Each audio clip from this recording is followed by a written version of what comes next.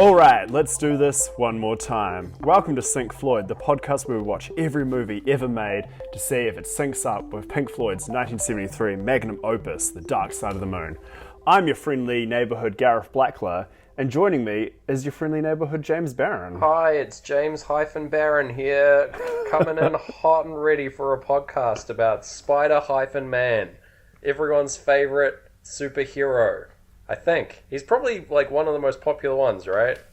Up there with Batman and Superman, who's sort of fallen off the radar, but Batman people definitely. don't like Superman, eh? Maybe Iron Man's up there now? Yeah, Iron Man's got to be up there. Just through cinematic fame, but Yeah, definitely not from the comics. But he's one of the greats. Yeah. Hey. Yeah. And it's not just this one Spider-Man. I know you like Spider-Man. They've talked about him before in that weird 70s movie. So we're doing you one better, and we're adding 5 more Spider people with Spider-Man into the Spider-verse. It is kind of great that both of the Spider-Man movies that we've watched have featured multiple Spider-Men. That is... Oh, yeah. That is kind of great, actually. Yeah. Yes, Spider-Man Into the Spider-Verse, a film that I had not seen until Monday of this week. Great one. Why had you not seen it? I know. This movie is so you. I know! Coming off of seeing it now, I feel like a bloody fool. I've made a bloody mess of myself, Gareth. Goodness gracious, why didn't I see this in the cinema when I could? What were you doing at the start of 2019 when it came out? What was keeping you so busy? I have no idea. I think I just started a new job, potentially. Okay. Yeah, that'll do it. Oh man, it wasn't good. I had no good reasons not to go and see this film when it was immediately released. Wow. I went alone during the day on the sunniest day of the year. I was so amped for this movie. Wow. Hell yeah. I mean, I'd seen the trailers. I think my problem with it, I was incredibly burnt out on Marvel at this stage. Yeah.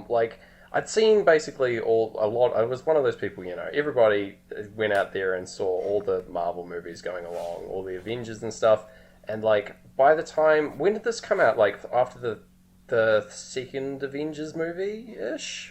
This was in between Avengers Infinity War and Avengers Endgame. Okay, so that's why. I finished, I watched Infinity War and I was like, I think I'm done with Marvel. I watched that movie and I walked out of it completely exhausted. I was like, I didn't enjoy it.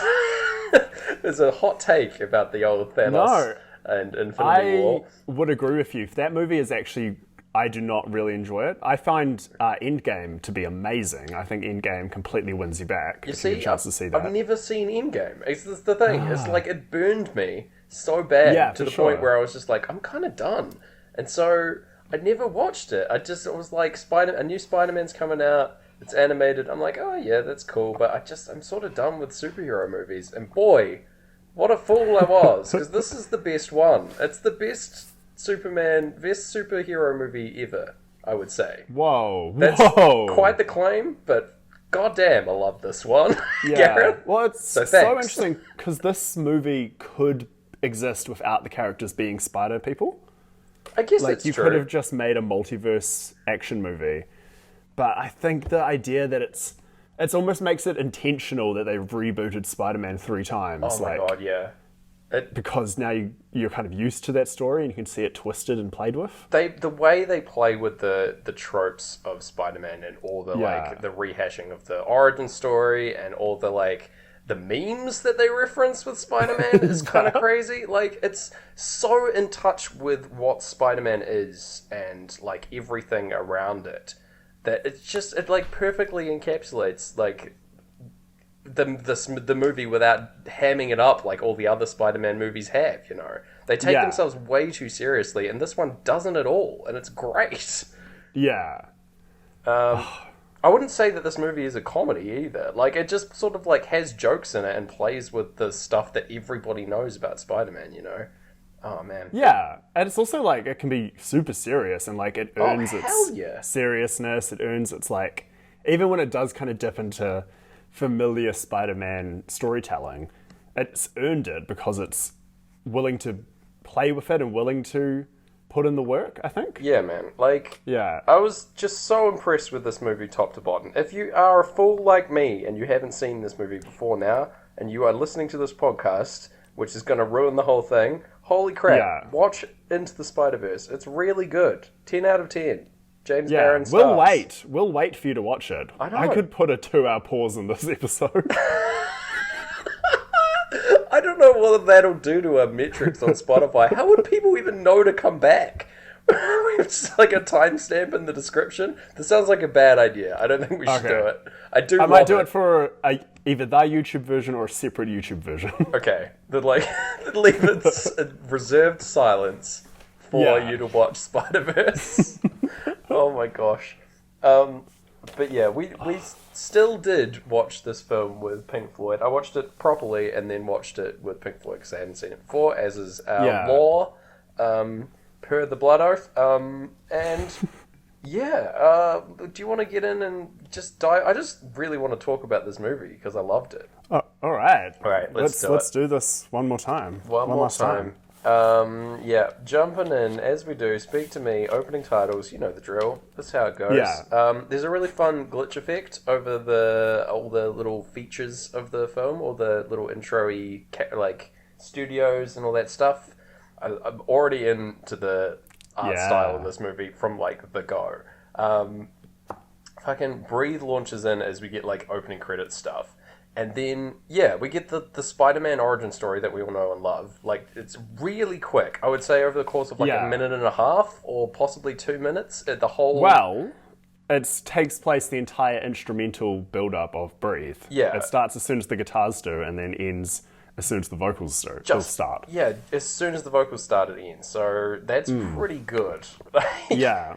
It's also... Yeah, I'm just really appreciate that the film does this. It's yeah, it covers off all the Spider-Man mythos that you need right at the top of the film. Yeah. Really easily. And it's done with a fun comic booky effect as well over top.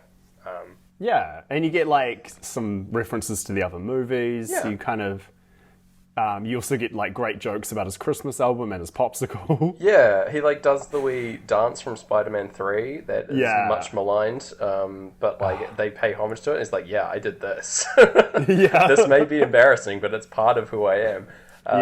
Really good. I'm already sold. Oh, yes. And then, it's he talks about being, the only Spider-Man. And then, we go to Miles, who's chilling out, a main character. He's jamming to some bloody quality Floyd in his headphones.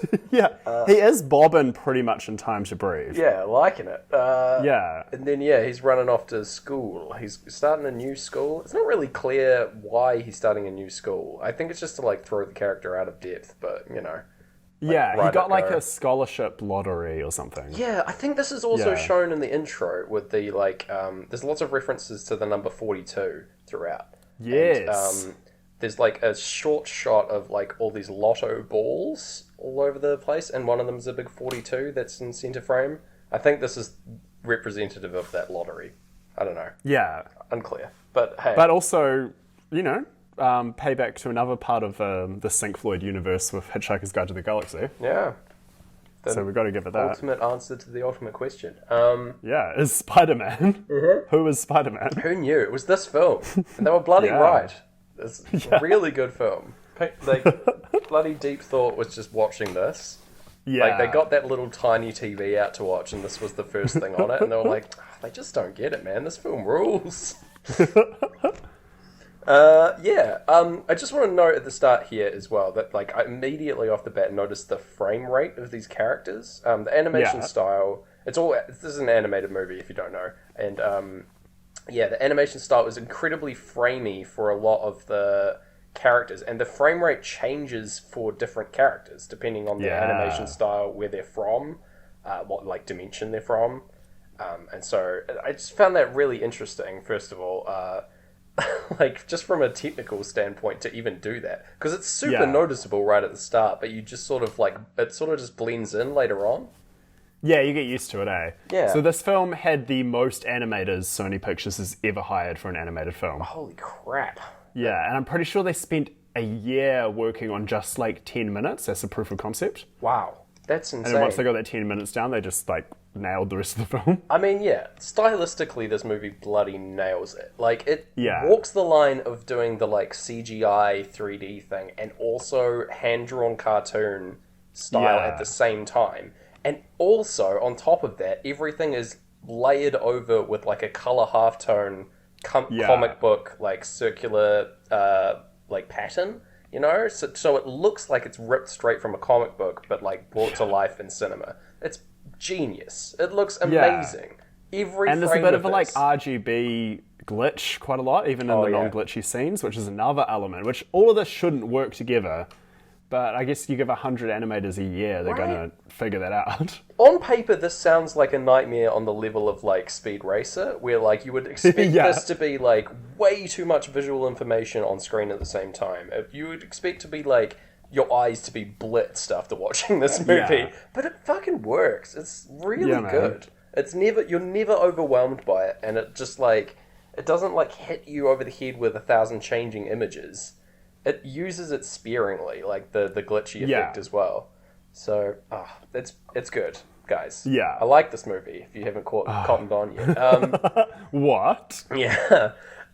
Anyway, Miles is off to school. He's, like, sticking stickers around town, as you do, getting your name out there like a cool kid. But he gets picked up by his dad, who's a cop. Great stuff. The dad is voiced by the guy who plays Alfred in Atlanta. Yeah. Great stuff. I looked up the cast of this afterwards and I was like, nice. I like this guy. Yeah. I'm glad you got to have a watch with the actual voice actors. Yeah. I felt like it was important for this movie, Yeah. In general, if I hadn't seen a movie before and we choose it, I'll watch it. If I dive into a movie without watching it first and just listen with Floyd, it's because I don't respect the movie, and it hasn't it hasn't led me wrong before. I feel like my hubris will get the better of me someday, and I'll watch a movie I'll watch a movie with Pink Floyd and sort of ruin it for myself. But I'm wondering if that's a self-fulfilling prophecy. Like you go in only doing your Pink Floyd thing, and then that makes you enjoy the movie less. Like maybe Entourage, the movie, is your favourite movie, and you just haven't given it the chance. I mean, there is a chance that is true. It's a slim chance. That voice. I think we talked about it before. That voice acting and like music could just be what makes that movie. Yeah, it could be really good. It's like, man, I just never appreciated how in the Entourage movie, how all the soundtrack and all the like actual lines that the characters say match up with their mouths when they speak. Like, being able to hear what they say really adds a new dimension of cinema. I didn't realize it was a full opera. Holy shit. Please bring me the Entourage opera. Yeah. I would be back on board. Like, leaning real hard into the tragedy of the Entourage. Like, if it becomes, like, full-on, like Sisyphean Greek tragedy level, like, but they're all just, like, douchebags trying to, like, get ladies. Fuck, that would work. That'd be really good. Douchebag opera needs to exist. Oh, my God. Get on it, Lin-Manuel. You're probably the only one that can do it. Speaking of douchebag opera... Okay. Pink Floyd? No, I'm sorry. I take that back. It's alright. They're fine. They're good boys. When Miles starts like stickering and jumping around on the run starts. Yeah. And my note started with a holy cow, comma, on the run starts. Yeah, there you go. Like, and also it kind of works over this like car ride with Dad sequence where Dad's talking about a coffee shop being called Foam Party, which is a terrible name for a coffee shop. In the Dad's defense, like, holy moly, what were they thinking? I feel like you'd possibly get shut down just for, like, context, but hey. Also, he notes that, like, he doesn't like Spider-Man. Spider-Man's coming over the, like, police scanner or whatever. And he's like, man, I don't like that vigilante Spider-Man. He's the worst. Oh, God. And Miles is like, Spider-Man's okay. And then, there's the chronically embarrassing new kid at school sequence here where the dad like gets him to say I love you in front of everyone by like talking through the police scanner. This is like, oh man, it threw me back to high school, this whole like saying I love you to your mum kind of feeling. It's just like, oh man, I want to be cool so bad. Cool people feel no love. Exactly. I don't want people to know that I love my parents. God damn it. But yeah, it felt very real, this whole interaction, which was cool. I also think it's kind of weird that Miles doesn't tie one of his shoes as a choice. Is this a fashion statement that I'm unaware of? Like, I just don't like being told my shoes are untied because, so maybe it's just a defensive thing. Hey man, lace up. I'm not gonna... You gotta be safe. You fall on your face. It's a bad time. I feel like I had a whole summer, like last summer, of my shoes just constantly being untied, and like, what? I couldn't just stop my friends every single time to tie them back up. Like, my friends have places to be. I would have appreciated it. I would have been like, that's fine. You gotta be on top of your shoes, buddy. Before your shoes get on top of you. I'm ready to be a dad. I hear you're going around high schools giving that speech now. Yeah, I bring my own backwards chair to sit on. It's a good one. Anyway, the crash sound in On the Run goes as we get the montage of school stuff starting. Yes. So immediately after that, there's like footsteps and stuff in the soundtrack. In Pink Floyd. And like it's Miles running all over the place, running between classes, carrying books and stuff. So that works for me, getting these like footsteps over just this little montage. Pretty nice. However, there's lots of clocks. There's lots of people saying late and talking about time. Mm-hmm. And I'm getting so excited to hear some Pink Floyd clocks in sync, and they do not sync. They do not. They come in when the like teacher restarts her little slideshow thing. Which, there's not a sync, guys. Sorry. Sorry. But I feel embarrassed. I love you, Mum. There's also a sick little like preview cameo thing from Dr. Octavius on screen here. She's just like a chill scientist at Alchemax. I thought nothing of this, but like on rewatch, it's like, oh shit, that's cool. It's good, eh? And that documentary, I swear, is based on the documentary we had to watch in my English class about like quantum physics called like What the Bleep Do We Know? Oh, wow. Did you ever have to watch this? No, I don't think so. Why was this in English class? I don't know if we're talking about this on mic. I had a very interesting English teacher who liked to just fit in anything she wanted to watch and tell you it was based on Hamlet. Amazing. One week we watched like the last 20 minutes of the previous night's Dexter, and I'm pretty sure it's just because she missed the last 20 minutes. Wow. Yeah. Man, that's like massively phoning it in. Damn. It was so good. I loved it. Does this teacher still work at our high school? Let's not dox her, but I actually have no idea. Sweet. Okay. Anyway, let's immediatily cut away from that in case we accidentally dox one of our great teachers. We're getting the intro to time now over like the loudspeaker, but in the background, in the subtitles, I know that Notorious B.I.G., Biggie Smalls himself, is busting at Hypnotize, and I am sad. I love Hypnotize. Yeah. It's like one of my top songs of all time. It's a great one. That's good to know. And Uncle Aaron's putting this on as we're going to go visit him, which is Miles' uncle, brother of his dad, who is like sort of the flip of his dad. His dad, like as a cop, is very straight laced, and Uncle Aaron's like much looser.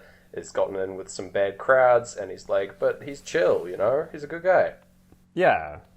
Yeah. He totally would listen to Pink Floyd looking at his apartment. Probably. It's very, very fancy.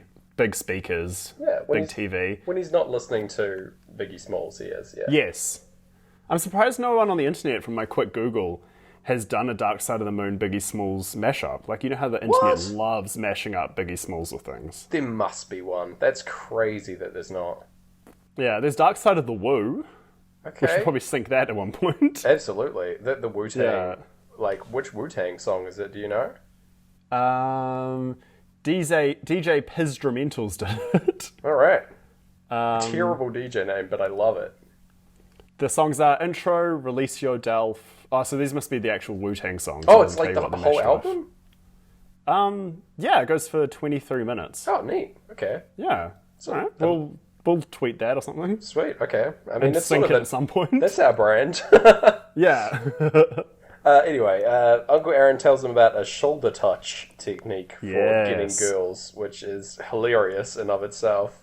But yeah, he's just trying to like guide Miles be this mentor for him in a weird way that his dad isn't. His dad is sort of trying to get to know Miles, but Miles is like pushing back on that because he's a teenager and his dad's a cop. Yeah. So, kind of hard to gel with your dad when he's a cop and you're a teenager. That's like, it's like it's like Mars and Venus levels of difference, if you understand what I'm trying to say there. Probably not. It makes no sense. I think you've complicated that metaphor quite a bit. Yeah, they're bloody different, alright? Yeah. Yeah.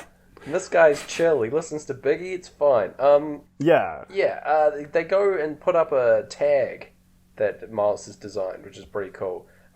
It's very good. Essay that he's supposed to write is called Great Expectations, and the tag that he puts up is called No Expectations. And it's like him silhouetted in front of that. It looks really cool.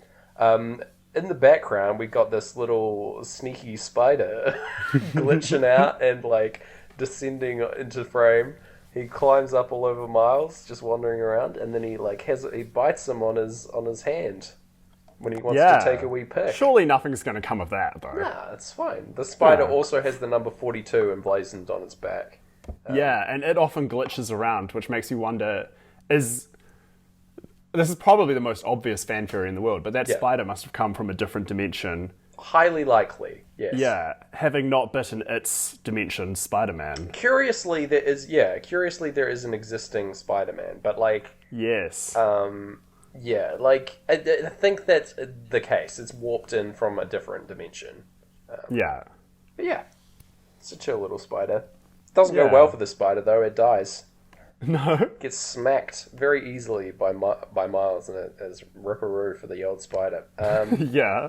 Interesting, like you said, it's got to be tied to it, because, have you the book Save the Cat? The, script writing book? No, I've never heard of this. It's it's your most basic, structure thing, and your character has to save the cat at the beginning to show that you like them. Okay. But there's a lot of weird asides on why the guy thinks certain movies doesn't work. And his big example is in Spider-Man, the first one with Tobey Maguire and J.K. Simmons, and etc. Wow. Kirsten Dunst, friend of the show. There we go, friend of the show, Kirsten Dunst. Yeah. So it's he says, no way was the audience going to believe that on the same week Tobey Maguire gets bitten by a spider, Willem Dafoe also becomes Green Goblin. Yeah. He's that's too many weird things. And then this movie must be aware of that, because it's hey, you think that's weird? We're going to have the same week he gets bitten, an interdimensional portal opens up. Yeah, I guess so. But it's sort of all tied together, right? And that the interdimensional portal is responsible for him getting bitten, right? Yeah. And that the spider comes from that. And then also, I think it's aware of it in the case that all the different spider people that come from different dimensions are all coming from different points in time in their own stories, right? They aren't the Spider-Man that first appears through the portal is at a completely different age from the Spider-Man that we have in this dimension. So it's an interesting point on that. But yeah. Yeah. The other thing that book says, though, is that Legally Blonde has the perfect title, so we have to take it with a grain of salt. I mean, it's Legally Blonde is a good title, but it is overly complicated, much like my Venus-Mars metaphor, is what I would say. So, it is perfect then. Yeah, because it's a riff on Legally Blind, right? Yeah. Which doesn't really land. No. If you want to hear me when I found out that it's a riff on Legally Blind, you can listen to the Cult Pop Show episode I'm on. There you go. Yeah. Oh. Yes. Okay. What are we doing? I think I also brag about having read Save the Cat on that one. Do you? Anyway. All right. Yeah. Hey man, you gotta fill time. Hire me to be a scriptwriter, gang. I've read the book. Yeah, you talked about 7 Earbud movies on that podcast, so I can't really blame you for wanting to talk about basically anything else. Yeah. Yeah, it's a great podcast. Look that one up, guys. There's so he gets all imbued with spider magics now. He gets all his own powers and stuff, and then does the classic. What I've missed some point here, I'm pretty sure. That's right. He goes home and he's sleeping, and Pink Floyd sing Home, Home Again. Yes. Yeah, but then he gets to school and he's starting to stick to things. Yeah, I do also want to point out that his internal monologue and, like, thoughts are now appearing on screen as little comic text boxes, which is bloody brilliant. This is, another feature in this movie that's so smart, and I don't know why other comic book movies haven't done this. Yeah. Like, to the point where, like, this is, like, the execution is at the same level, like, probably the same level as Scott Pilgrim in terms of, like, translation from comic to screen. Like, yeah, for sure. It's the best translation since that, I would say. Yeah. Yeah. He has a really weird interaction with Gwen, who calls herself Wanda, which is not a name. And yeah, we transition into Great Gig as he executes the shoulder touch. Goes very badly. I've written, it doesn't go great because of his sticky powers, which is not a good sentence. No, it latches onto, his hand latches onto Gwen's hair, and, like, they have to be, like, removed by the school nurse. Yeah. But it does mean that Gwen has a cool fade for the rest of the movie. Oh, it's such a cool fade. Yeah. She's not thrilled with it, but, I mean, I guess you're, like, used to your own hair, but it looks good. Yeah, for sure. Yes. There's a really close-up shot of Miles' eyes after the sequence where he's, like, darting back and forth, everyone talking about him. And this works really well over the Great Gig vocal solo, is what I've put here. Yeah. Just the, like, screaming away, and he's, like, darting back and forth. Looks good. I'm into it. Man. He, like, runs off. The security guard is after him for some reason. I'm not entirely clear on why, but he, like, chases him into his own office. Yeah. Where he starts playing the old Spider-Man Christmas album, like, doubling down on that joke. Love that.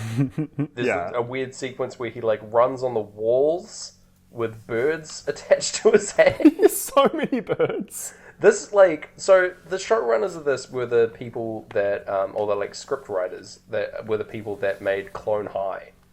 Yes. A very formative comedy from Gareth and my youth.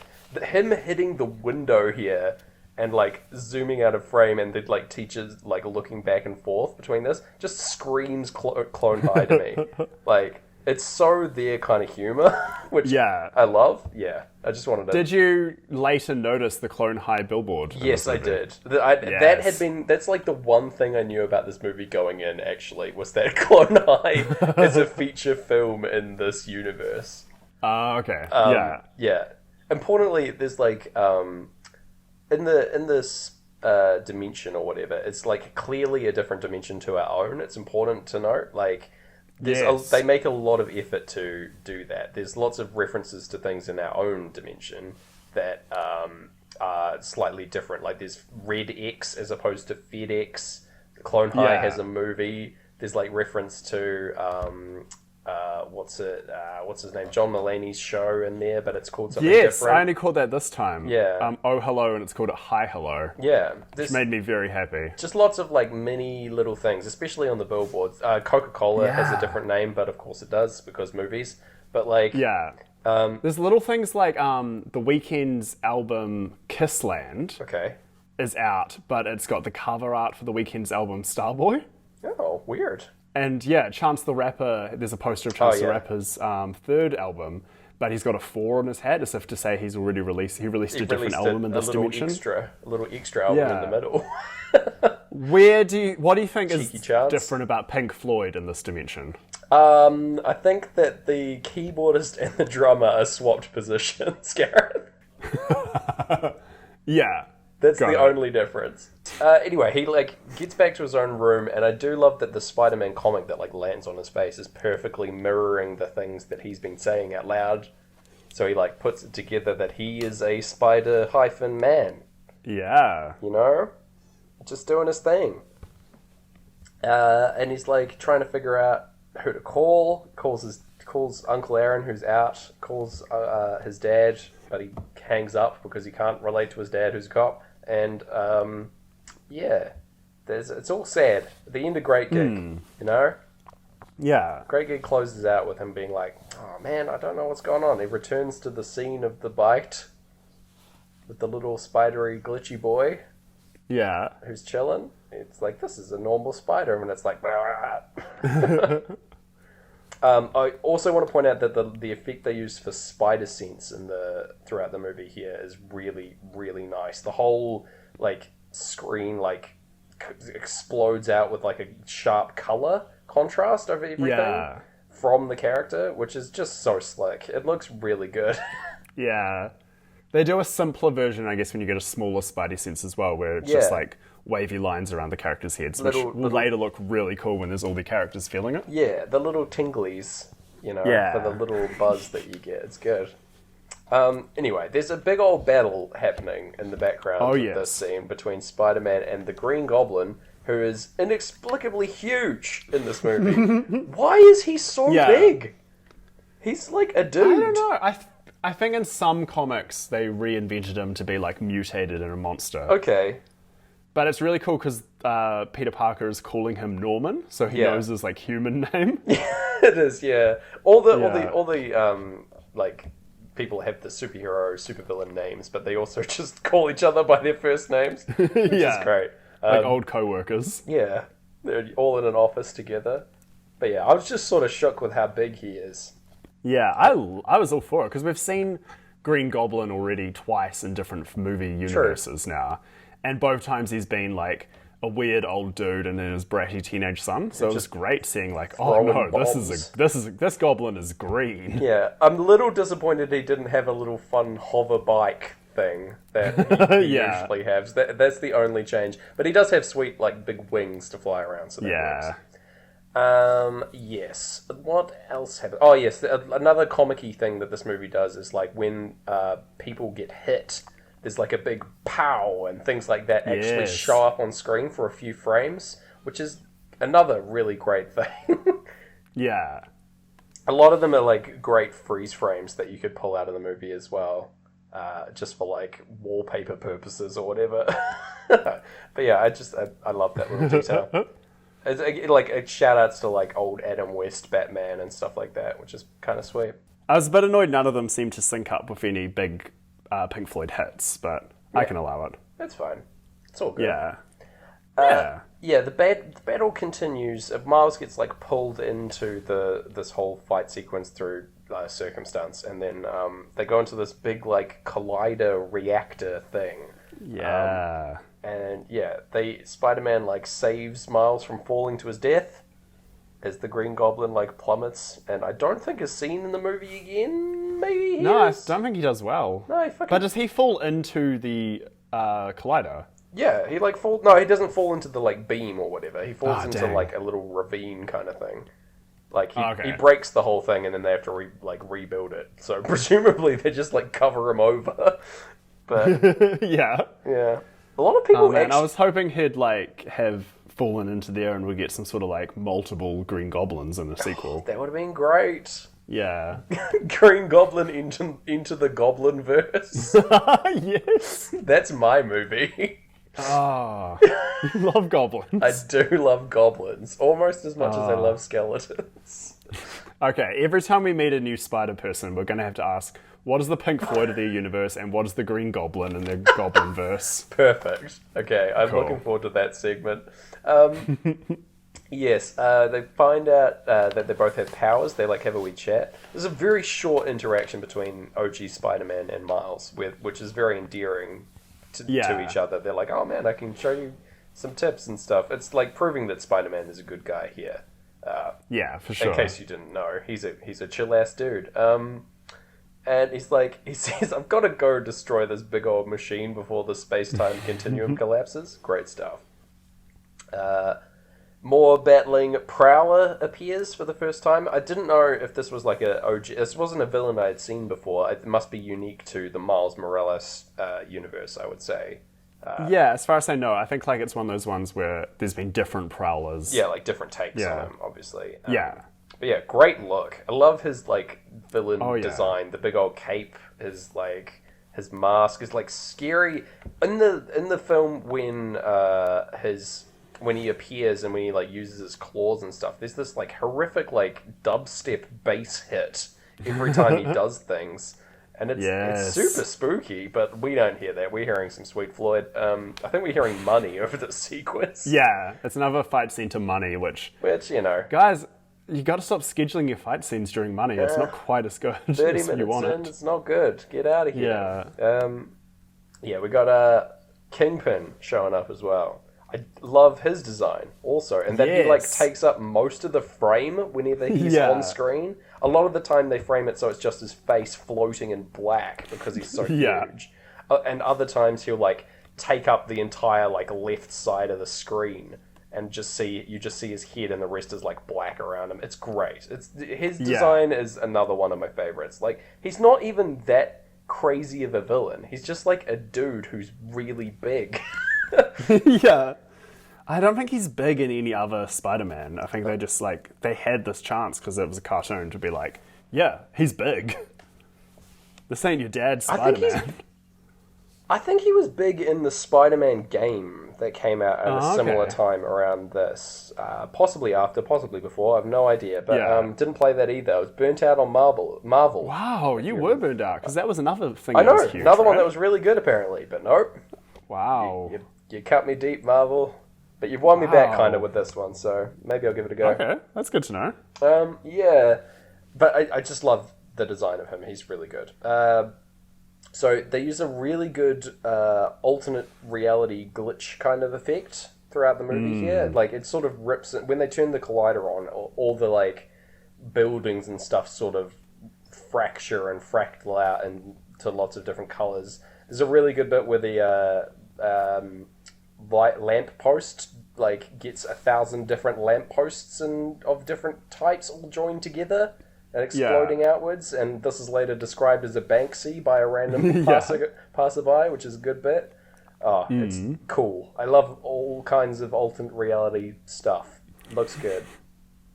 It's executed really well in this film. So so the collider, they fight on it. I feel like a kid describing a movie. That's how excited this movie makes me feel. Yeah. But Spider-Man essentially he defeats the Green Goblin, but he gets way too injured. He gets beaten down by the rest of them. And while this is happening, he gets shoved into the collider, which explodes it. Yeah. And that's important because I didn't click until this rewatch. That's what's bringing all the Spider-Men to the universe. Yeah, it's sort of... The idea is Kingpin's whole plan, right? We might as well cover it here.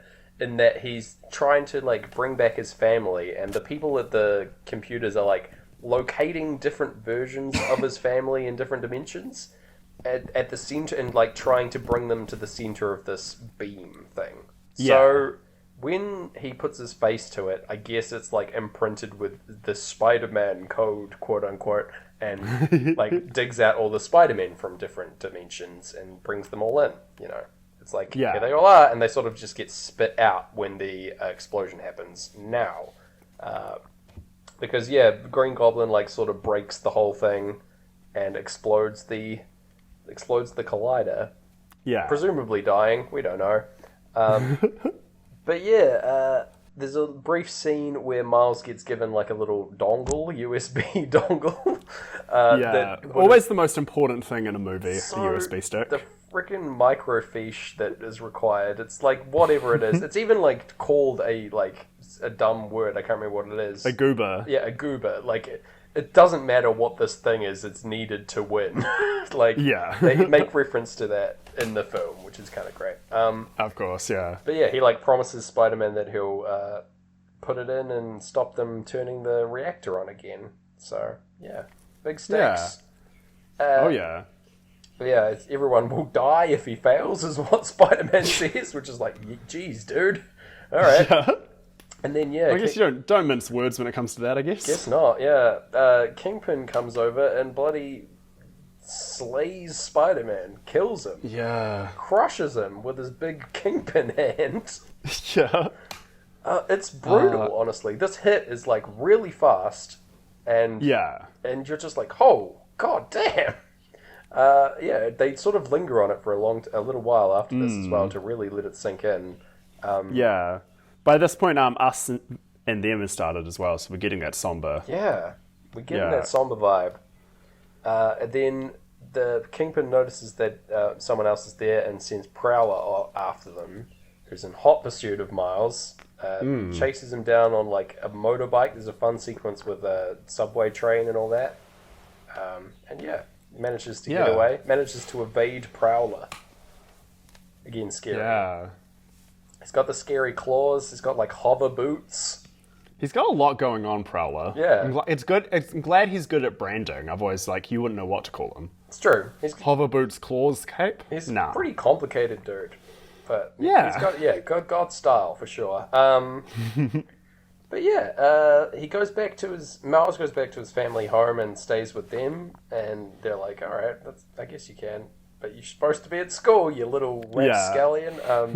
And then the news has come out. The news come out, Gareth. Spider-Man is dead? Question mark? Yes. Yeah. He did. It's very sad. It sweeps the nation. We get to see all these... It's so interesting the way it's, like, presented. It's, like, very realistic and grounded. That it's just, like, he's dead and we've discovered that he was this 26-year-old. 26, which scared me. Young. Yeah. Yeah. Often a lot. Named Peter Parker, who's just a photojournalist. And, yeah. Yeah. He's, like, a very somber, like... sequence where like all the people are finding out on their phones and looking around. People are buying merch to go to his funeral and dress up as wee Spider-Man, and this is where we get our obligatory Stan Lee cameo. I think the last one, right? Because I think they extended it, like gave him a couple more shots or something because it's happened after he passed away. Yeah, like shortly after. Well, like I think he obviously contributed to this, and then like his voice, and then before the release of the film he died. So yes, yeah. But yeah, he plays like this little store owner guy, really good. Yeah, and even that they managed to have their cake and eat it too, because they let him say this like powerful speech about how the Spider-Man costume always fits everyone. Yeah, but then it turns out he's doing that because he doesn't give refunds. Yeah. Very good. It's really cleverly done, yeah. It's like prophetic, but also like a bit of a joke in there. Yeah. Nice. As all good Stan Lee cameos should be. Yes, right? The ones in the X-Men movies are like, like the later X-Men movies are just so boring. Yeah. It's just Stan Lee looking at things. It's like, wow, look at that superhero. Amazing. Even that would be better than just like... man wearing sunglasses that perfectly reflect a bomb going off. Wow, yeah. Yeah. Oh well. Oh well. We got a good one in this movie. Yeah, we'll take it. Yeah. So there's a wee memorial. Well, I say wee, it's huge. There's it's in massive, front of the old town hall. MJ gives a wee speech about like him just being a normal dude. It's all very, as you say, very grounded, very sad. Kind of wild to me. I didn't expect Spider-Man to die in this movie. No, yeah. I think they had to keep it because that's Miles Morales' like comic book origin, as he takes over the Spider-Man mantle when Peter Parker dies. Yeah, that's great. Yeah, like I had no idea about any of that, so it was awesome. Yeah, it's good. It keeps you like, because you kind of go. It's one of those little tricks. Like if a movie breaks that kind of rule, it keeps you on your toes, even if it then obeys every other movie rule. You're like, maybe okay, it's doing something different, you know? Yeah. It's so anyway, he starts learning from the old comics about how to be a spider-man and like sort of tries to recreate Peter Parker's like own origin story by doing the like building jump sequence. Yeah. But it doesn't go well. He like falls all the way down and breaks his bloody dongle, his USB in his pocket, so he can't do the promise anymore. It's bleak. Yeah. Another 42 reference here. He like knocks off some signs and stuff so there's a 4 and a 2 next to him on the ground when he lands. Oh, nice. Yeah. Just another one. I wonder what the significance of the 42 is in this movie, other than it being the spider that gets him. It must be like unique to this universe or something. I don't know. It's definitely a motif, but I'm not sure what it references. Maybe if I read comics, I would get it. Don't know. I'm looking it up, but this website wants me to turn off my ad blocker, so I don't know. We'll never know, listeners. Oh gosh, now it wants me to sign up. Oh my god. It's not worth it. Yeah. I'll just read Again, the comic. a weaker podcast would turn off their ad blocker. Yeah, hell no. This is upsetting. Hope you're listening to this podcast with ad blocker enabled. Yeah, every time we talk about something we enjoy, it just beeps it out, so that's not advertising. The refreshing taste of yes, he visits Spider-Man's gravestone, Gareth, to apologize to him for breaking his USB, his spider USB. It's very sad. And then he runs, who should appear but alternate universe Spider-Man is played by the guy with the most generic name ever, who I can never... Jake Johnson. That's the one, Jake Johnson, who is great. Yeah. He plays Nick in New Girl, is how I know him. Very distinctive voice. Yeah, I was happy to see him. Here he is. I was stoked he was in this, because it's Chris Pine is playing this universe's original Spider-Man. Yeah. Who does a fine job, I would say. But again, is playing much more of a straight-laced character, and it's clear that Jake has fun with this character. Absolutely, he's diving into being this loser type. Yeah, it's a really fresh take on Spider-Man, honestly. We get the redux of the origin story. The joke is that one more time, let's do this one last time, and it happens multiple times throughout the movie. But yeah, it's the same story, but it's got a very sad bent to it, where Mary Jane leaves him because their relationship falls apart, and he sort of loses confidence in himself. Yeah, and he invested in a Spider-Man themed restaurant. Yeah, never do that, he says. No. Which is strange, because Spider-Man in this reality made a Christmas album, and that was fine, so... Well, yeah, I suppose music and food are pretty different things. There you go. You heard that from me first. Yeah. Wow. Yeah. Put that on. So in this guy's universe, in Peter B. Parker's universe, I'm reckoning he's got the same Pink Floyd as us. Wow. You think he's from, I reckon he's from our universe. He's from real world universe? Holy crap. That's why his story's so sad. I mean, fair. If you're thinking about actual reality, it's pretty sad, I guess. But damn, dude, that's a harsh read on real life. Or do you reckon, his Pink Floyd is an acoustic duo? Yeah. And I like that. Yeah. Yeah. There's a big... Okay. They had the movie Tommy in that reality as well. Yeah. They put out the Dark Side of the Moon, but it's just a circle on the front, and that represents a pinball. And inexplicably, Pinball Wizard is in the middle of this album. Yeah. So there you go. It leaves on money, and then segues into Pinball Wizard, and then segues back into money. Oh, wow. Just it's like a short solo within money. Yeah. Wow, I love that.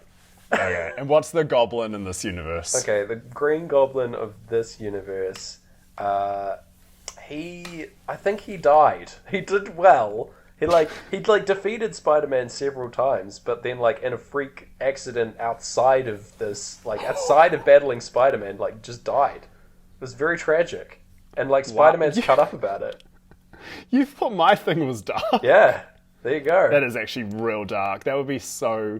I feel like that happens in the Watchmen comics. A villain just dies off camera and is a human, and they just get sad. Yeah, that happens a lot in Watchmen. I'm saying that Watchmen would be like real life, I guess. Yeah. Which is a way harsher read on on actual real life, because holy crap, those comics are sad. Is this a sad off all of a sudden? Yeah. We need to get back to it. Fight me until I cry, Gareth. My tears are saltier. Alright, let's get back to having fun.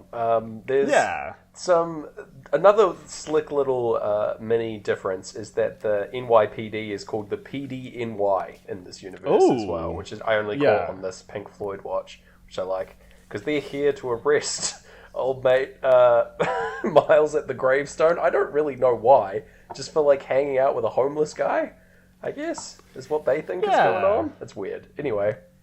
Or they think he potentially assaulted him, right? Because he's knocked out. Yeah. We get brain damage playing over a fairly slapstick escape sequence where Miles is using Peter's web shooters to latch onto the subway and things like that. It's very silly. Lots of fun stuff with a snowman covering his face and things like that. It's good. Hard to describe in an audio form though. Yes, yeah. Yeah, and then we get a clips into the album, playthrough 1, as Peter like wakes up tied to a punching bag. I guess this is at Uncle Aaron, Uncle Aaron's house. Thank you. Yeah, Miles is like interrogating him about what's going on, and he escapes by like doing this thing where it's like you should never watch the mouth, watch the hands. That's what he says, and I like that this comes back as well.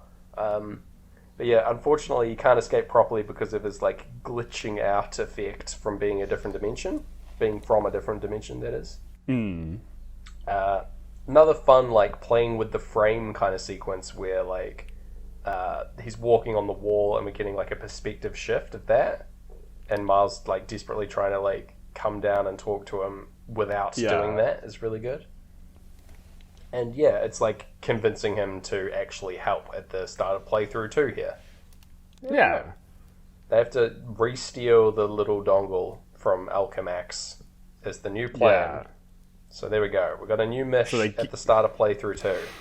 Yeah, they get on the bus. Yeah, which is smart. And someone says we don't have a second to lose at some point around the scene. Yep. And I wrote that down because it's second play. Yeah. And... you know, sometimes when you're on 32 episodes, you think that counts as a second. Sweet. Yeah, well, allow it. They grab a wee burger, overbreathe. It's good times. Yeah. Yeah, catching the bus, he says that this will be like, save your energy. I don't want to swing all the way there, is what he says. Yeah. Which is great. It's very frugal. I feel like actual Spider-Man would do this too. Like, yeah, for sure. Non-other universe Spider-Man. It's great to note that this Spider-Man, in his spider costume, because his like legs part of his costume broke off when he was flying through the dimensional rip or whatever, he wears sweatpants for the remainder of the movie, which is a great little take, actually. Yeah. I think it's... yeah, this movie knows that a Spider-Man mask is pretty funny. Oh, totally. Like, yeah, like you said, it's seen the memes, so therefore... yeah, Spider-Man sweatpants is great. Yeah, it really leans into the whole comedy aspect throughout, which is really good, yeah. Like, even through this, like, plan sequence when they're going to Alchemax, they're like, we get really silly, like, a cut to a comic book sequence of them planning this infiltration out. And it's very comedic, like, posing and stuff like that. He says he'll steal a bagel and things. It's pretty good. Yeah, what else do I have to say? Oh yeah, he says, also another difference between quote-unquote our reality or other reality that we're used to is that the Octavius in this reality is female, which is interesting. Yes, yeah, Liv. Yeah, which is to her friends. Another great take. I didn't see this one coming either, which is neither. Awesome. This got me so pumped alone in the cinema. Yeah. She has these awesome... her spider arms are like full of some sort of goo or liquid that powers them. Like some James Cameron nonsense. Oh yeah, he's got the James water flowing through those arms for sure. Yeah. It's, like super gross. Her arms in this are really cool looking, and that she can like turn them into like kind of circular saws and things like that. She uses them to great effect. It looks really good. Also... in upcoming universe, we see that like OG regular robot arms Doc Ock exists in like the other dimension, which is cool. Yeah. Yeah. So different. It's canon that there are different villains in different dimensions. So yeah, sweet which is little just tip. It's so nerdy to be that excited by that, but oh my gosh, it's exciting. Yeah, anyway. The first time I saw this, I had the biggest Wikipedia dive into all their universes in the comic books. Hell yeah. It was pretty sad, but it was so much fun. I just dived deep into Kingpin and what his whole deal was. I just wanted to know about big boy. He shows up, actually, here at the start. He throws a spanner in the works of that perfectly executed comic book plan that we saw play out, but... so Miles has to go in and screw the plan up. He has to run in and like warn Spider-Man that Kingpin's in the building, basically. And then they're like listening in on Liv and Kingpin chatting and saying like how this did like fairly standard Spider-Man stakes. and like he's like sort of through with it, but it's actually not because the world's gonna end. Is what he says. He's like, oh, it's actually forget what I said. Yeah. Which is a good wee joke. What happens now? The Spider-Man tries to seduce Liv. Yes, he does. That goes terribly. She's pumped that there's another Spider-Man. Yeah, Miles is turned invisible for this as well. Yes, yeah, Miles can turn invisible. There's a lot going on in this movie, but again, it's handling it so well. Yeah, so we've seen his like extra powers that he has beyond regular Spider-Man powers. He has the like the ability to cling to walls and stuff. He can turn invisible as like a fight or flight kind of mechanism, and also he has that electric shock thing that he used on Peter B. Parker when he first arrived. Neither of which he can control at will right now, but you know. So yeah, he's trying to steal this, use the password and hack into this computer, quote unquote, while Peter's trying to seduce Liv here, which doesn't go well. He ends up trying to like steal the whole computer, which is really funny. Yeah, including the monitor. Yeah. And it's so cool to just watch it like bouncing around. Yeah, it's really good. They like do it in the shape of a person. So like the monitor represents the face, and like that bobbing around as if it were talking is really good. Yeah. And yeah, they have to it's revealed, the reveal of her being Octavius, Doc Ock, is here. It's just blew me away. I was like, oh my god, didn't see that coming. Oh yeah. And then yeah, there's like a cool escape sequence over time for us. Yeah. And then, yeah, it turns out that Gwen is also in the building, and you're like, what? Okay. I guess she, like, moonlights here. But all will be revealed. Yeah. I can't believe how, like, this is how much I love this movie. I forgot to mention there's clocks when we realize she's Doc Ock. Yeah. That's the Doc Ock clock. The Doc Ock clocks. Yeah. All right. I like it. And them, like, spying around to On the Run was a pretty good thematic sync. Oh, man. That's good. Yeah. Nice. Doc clocks. Doc Ock clock. Doc Ock clock is very good. Oh, man. Yeah. Yeah, so then they, like, have to escape. There's, like, swinging through autumnal trees, which is very pretty to look at. With, like, laser gun wielding scientists in hot pursuit, and also Doc Ock. And yeah, a new spider person appears on the scene, and it's Spider-Gwen, Gareth. Yes. We get her return origin story here about her whole deal, which is great. I just love this as a recurring motif. It's brilliant. Yeah. It wouldn't work if it was long. Like, it has to be really, really short, and establishing it at the get-go was perfect. Like, just as an idea, like, having that at the start of a Spider-Man movie is good enough. But having it as, like, a joke throughout the movie is just so clever. And in her universe, who are Pink Floyd? Okay, her universe, I don't want to say they're all female, because that's, like, the easy gimme kind of version. Yeah. What would they be? Her, like, artistic style in the universe, everything's sort of, like, pink and blue sort of aesthetic. Yeah. And so I want to say that they are a synth pop band. Ooh. Exclusively. Yeah, they formed like 10 years later. Yeah, they were and big in the 80s instead. Yeah, they formed in Germany. Yeah. They're German synth pop in that universe. Yeah. Yeah. The lunatic is on the grass. Pink Floyd. Yeah. Perfect. And the Goblin?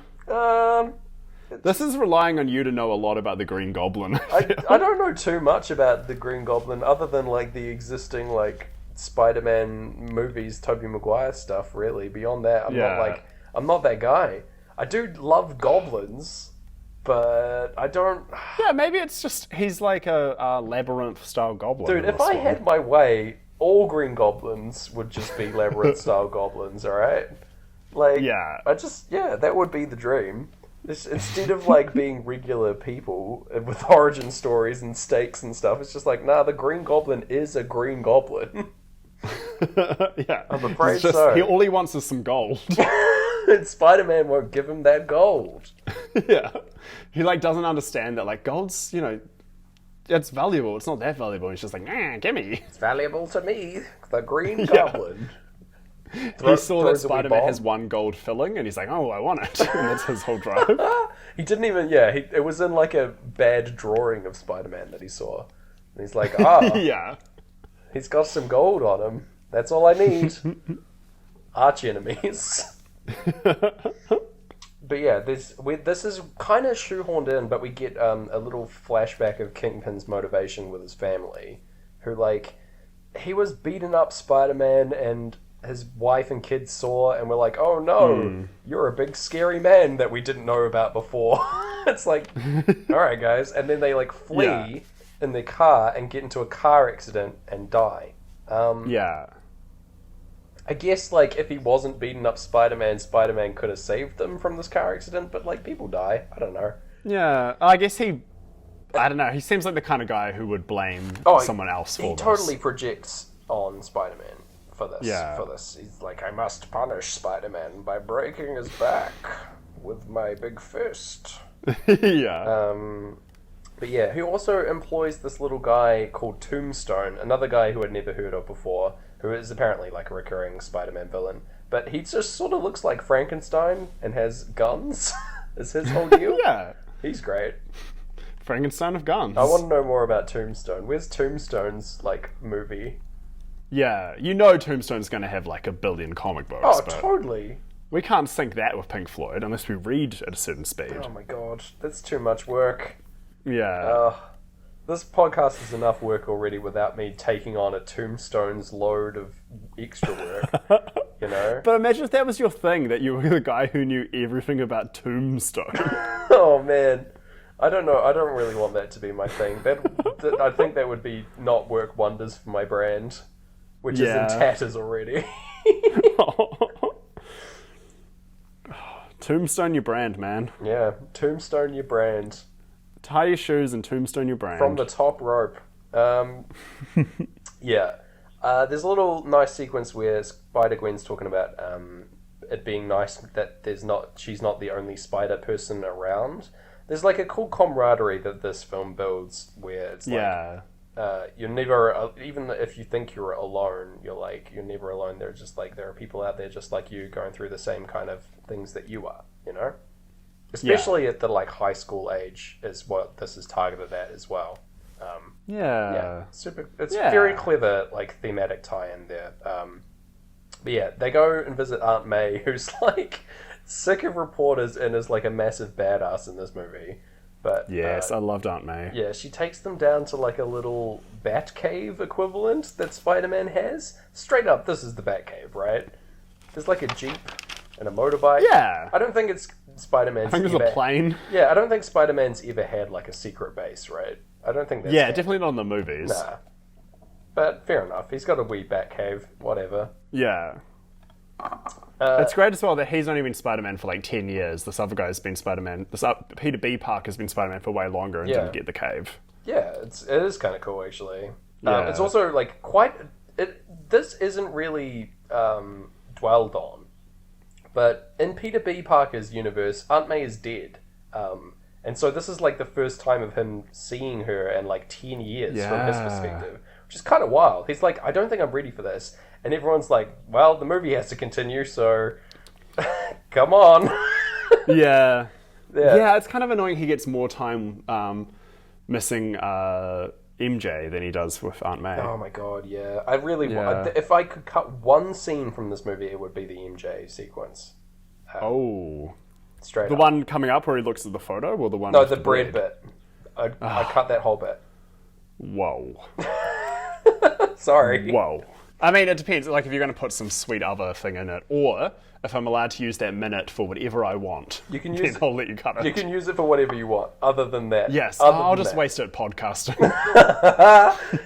Excellent. It's like, I will use that minute so that I can align things better with Pink Floyd's Dark Side of the Moon. Yeah. Yes, anyway, there's another little good joke there where Aunt May asks Miles what dimension he's from, and he just says Brooklyn. Yeah. Just it's a joke that like doesn't even land in the movie. There's like an awkward silence before they moved on. It's really good. Yeah. And then yes, there's 3 other Spider-Men that show up, quote unquote. Oh yes. Yeah, we've got Spider-Man. Are we gonna like hit these individually and talk about all their Pink Floyd equivalents, or do you want me to do all three at once? Let's talk about the Spider-Person, how much we like them, Okay. which is probably going to be a lot. Yeah. Why that is, what their Pink Floyd is, what their Goblin is, and what we're doing in that universe. Oh wow. Okay. This Yeah. getting longer by the second. So we've got Spider-Man Noir as voiced by Nicolas Cage himself. Yes. Love him. Great stuff. This is another thing I knew about beforehand. Going into this movie, that Nick Cage offered a role in this. He's from like a 1930s Spider-Man universe where everything's noir, everything's like beautiful black and white halftone. Yeah, everything's black and white. He's in black and white for the whole movie, which is great. Yeah. There's lots of jokes about him not understanding color. He's like looking at looking at Rubik's cubes and like getting really confused. It's a really good bit. Love it. So okay, Pink Floyd in that universe. Like they're a barbershop quartet.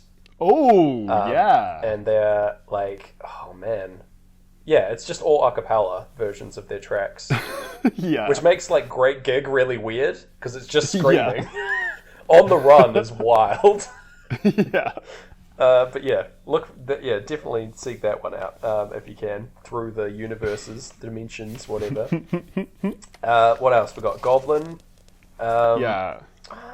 I don't know. I feel like I'm interested in what they actually did. Like Mickey Mouse era Goblin, huh? Oh, I'm interested in what they actually did for the noir comic books. Yeah. But I like you all right. Oh, he's just a former circus freak with a reptile-like skin disorder. Oh yeah, who became a major crime lord. I like that. No, I need to save cartoon Goblin for a future character. Yes. We've got so we can go with the existing one. I reckon this one will be real into like shadow puppets though. Oh, I like that take. Yeah. Yeah, he wasn't like a circus freak, quote unquote. He was just doing the like shadow puppet theater. Yeah. It'd be a really cool motif actually in a comic to do that. Yeah, actually. Yeah. Dang, another good one. Good idea. Yeah. Take notes, Marvel. We're coming up with ideas for you. And meanwhile, we're like two hard-hitting newspapermen who secretly try to print our newspaper strips over top of pictures, like fine art, to see if they sync up. All right. I like that. Yeah. Or no, novels. We shine a light through a page of a novel onto a painting. Yeah. See if it syncs up. And then we write an article about that. Yeah, man, we're doing some like national treasure ass shit, and no one gets it. Yeah. Okay, continuing. We've got Penny Parker, who is an anime girl, Spider Girl, quote unquote. She's just a regular girl who has a robot with a spider inside, and the robot has the personality or soul of her dead father in it, I think, is what is introduced. It's anime to the max is the idea. Like Sailor Moon style magical girl, Powerpuff Girls equivalent here. Yeah. Powerpuff Girls not an anime, but similar kind of vibe. That's what I'm trying to say. Yeah. Interestingly, she was created by Gerard Way from My Chemical Romance. What? Like the art or the design? So in the original Spider-Verse comic, he wrote her arc. And created wow. Interesting. Yeah. Man. Because he's also a very good comic book author. There you go. Yeah. That's a sweet fact. Okay, so everything in her universe have to be anime to the max. So I'm trusting you on this, on all of these, because you're the anime Floyd expert of the two. Did the intro for Neon Genesis Evangelion in this universe. Okay. And they also somehow wrote Fly Me to the Moon, which is the outro. I don't know how that works chronologically, but they did. Yeah, so they're just like, and they're big in Japan, but they are also they're just still from the UK. They're exactly the same every other way. Yeah. So they're just like big in the anime scene. Can one of them have like big Dragon Ball Z here? Yes, but it's fake. Like a keyboardist? Okay, it's a toupee. He's balding underneath. Yeah. Yeah. What else have we got? Goblins. The Goblin's a Digimon. Yeah. The goblin is a Digimon. I love that. There's a goblin Digimon who was awesome. I can't Goblinmon? Probably Goblinmon, surely. He's from the internet realm that is transferred into real life, and yes, what's her name? Penny has to fight him, even though he's like made of bytes and bits. What else have we got? What are we doing? I feel like we are people that we're like recurring bit part characters that constantly get like obliterated by various explosions. Yeah. like we're always in the background, and it's just us two guys that always like are like, oh no, and just like we get wiped out every episode. There you go. She's also voiced by Kimiko Glenn, who is So-So in Orange is the New Black. Fun fact. I like That's her character name, right? Not you reviewing her. No. That's her character's name in that show. Oh, Phil. Yeah. She's good. I like her character. Yeah. Cool. Finally, we have Spider Ham, who is a spider who got bitten by a pig, a radioactive pig, and turned into Spider Ham, who is a, like... Looney Tunes style variant of Spider-Man. Way over the top. Voiced by John Mulaney in the film. Who hands it up, haha, quote unquote, a lot. It's so great. He offered to he was like told he could ad-lib and stuff around it, and he ended up doing like lines like, he's been Spider-Man for a week. I've been Spider-Ham for 10 fucking years. And then they're like, John, that's great, but this is a kid's film. I feel like him saying like the talking animal line coming up is him ad-libbing, and that's a good one. So yes. So he's from like obviously like Looney Tunes era world. Pink Floyd. It's interesting. So they've because I knew about Spider-Pig well before this movie for some reason. I think I'd heard it existed, and I was like, that is so me. Spider-Ham, sorry, not Spider-Pig. Spider-Pig's the Simpsons reference, so... Yes, that mistake might keep happening. But yeah, he's like... So everyone's already got their amazing animal-based puns already there. Like, the Green Goblin I know is the Green Gobble, and he's a turkey. Nice, that works. Yeah. So I'm not sure, like, anything I try to come up with is going to just be, like, the second draft of those ideas. It does kind of have to be, like, a pun-based animal thing. They could be, like, a group of flamingos. That would work. Yeah. You know, yeah, I like that a lot. That are just in a band and have Pink Floyd songs. It's all, like, weirdly serious, but they're just flamingos. Or to be the dark side of the... Dang, I thought I'd have it when I started it. The shark side of the moon. Well, there we go. There you go. That's good. And it's just like light emitting from a shark's mouth. Yeah. Hang on, I can do this. All right. We start, of course, with Speak to Flea. Oh, yep. Okay. Breed.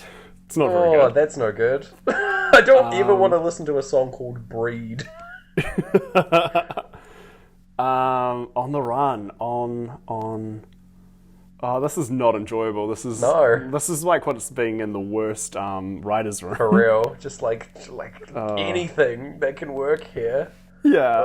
Honey, and it's all got B sounds in it. That's good. That works. That could be like a Weird Al one. Yeah. Oh yeah, this is just like weak Weird Al. I'm sorry, listeners. So finally, what was it? We are there. Yes. I don't know what we are. I feel like we're doing like a sort of this isn't even close to what like actual animation is. But I want to say we're doing like a Statler and Waldorf like Muppet thing. We're like up in the peanut gallery, just like watching the events play out as little cartoon versions of ourselves. And of course, you're James Beer-in, and you're a bear. Okay. And I'm Gareth Barkler, and I'm a dog. All right. I like that. Yeah. Cool. Sweet. Got there. I'm glad to know my weakness now. My kryptonite is animal puns based on Dark Side of the Moon. Yeah. It's good to the podcast reveal things about ourselves, eh? Yeah. Some people open up about their lives. Yeah. That's overrated. We don't need to. Let's form a niche. Okay, so let's dive back into the plot. Thanks for sticking with us through that segment, listeners. Wow, yeah, that's the last time we do that, I promise. Oh wait, Turkish Spider-Man? Oh, in the Turkish universe, I am that little guy that says, "Fly away, little birds." That's me. So is Pink Floyd, and so am I. Yeah, and the Goblin so is a everyone. puppet. He embodies the entire world, that little man. Yeah. Want to know his story? So cut back. So they all glitch out. Yep. They need to come up with a plan, and they decide Miles is going to plug in the goober and help them get back to the universe. Yeah. But they don't trust him because he's like, his powers are so weak and uncontrolled. So he kind of just storms off, and he goes to his uncle's for guidance, for help. Yeah. But his uncle, of course, is away. We know this from all the phone messages that he's been calling him up several times. He's like, "I'm away, I'm for work. I'm out of town." Yeah. But yeah, so he on the way there, he gets like a bunch of voicemails from his dad, who thinks he's like drifting away from him because of the whole sending him away to a private school thing. It's very sad. He writes like a little letter to his Uncle Aaron while he's here, being like, "I need your help. Help me out, friend." But who should turn up in this bloody house but Prowler, Gareth? Oh, yeah. Prowler walks in and like thinks that... Miles obviously thinks that it's Prowler's been like tailing him this whole time and has like finally found where he is. But no, Prowler is his Uncle Aaron. Yeah. I like put it together when he entered frame, but like, damn, this is a sweet twist. Yeah. Like, it's good. Like, it didn't like get me like out of my goodbye.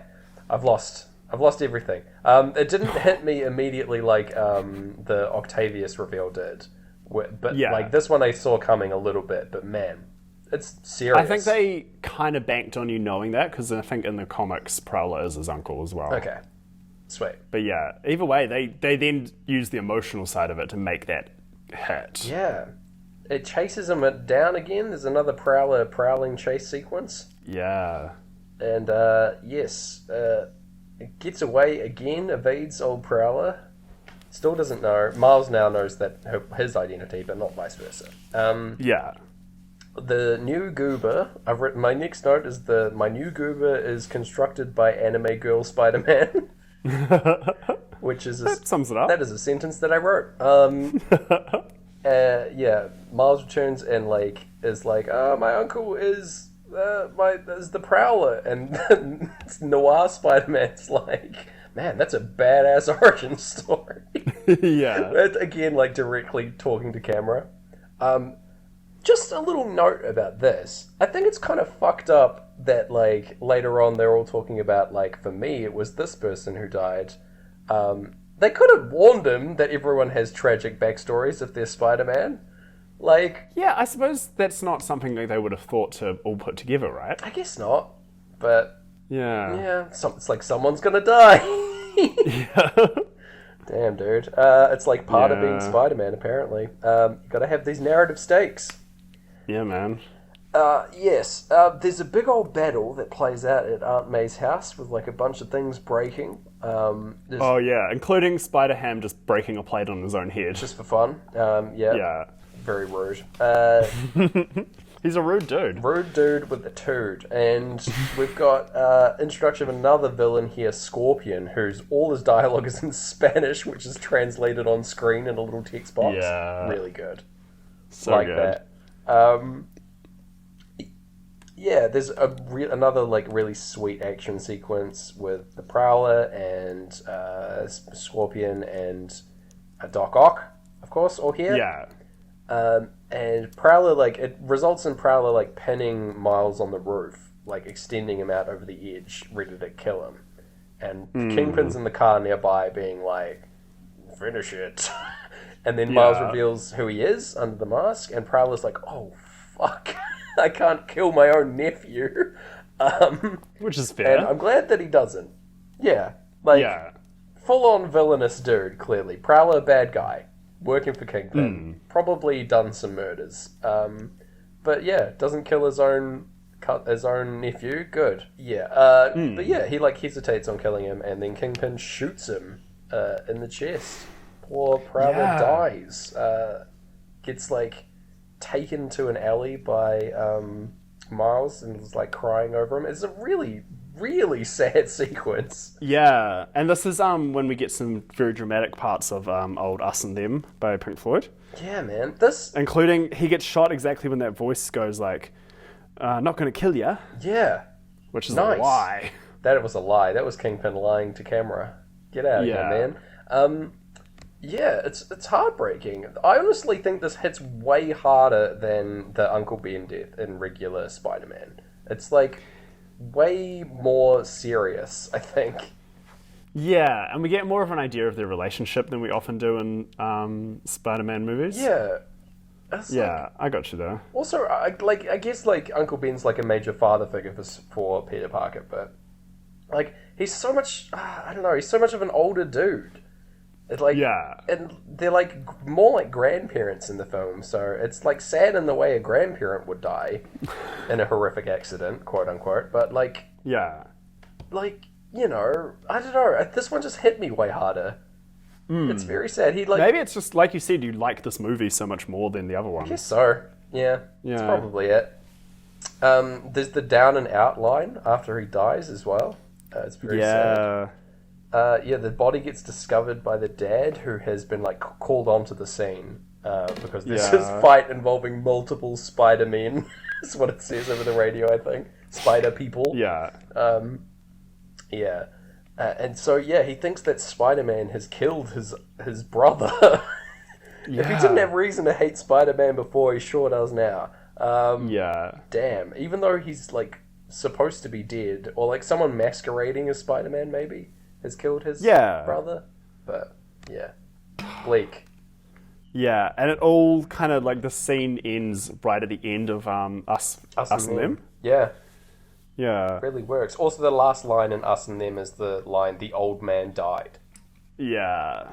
Damn. Which, if you take old man to mean father and father to mean father figure, you making a sink stew with that. That's a big old sink, baby. Yeah. Baby.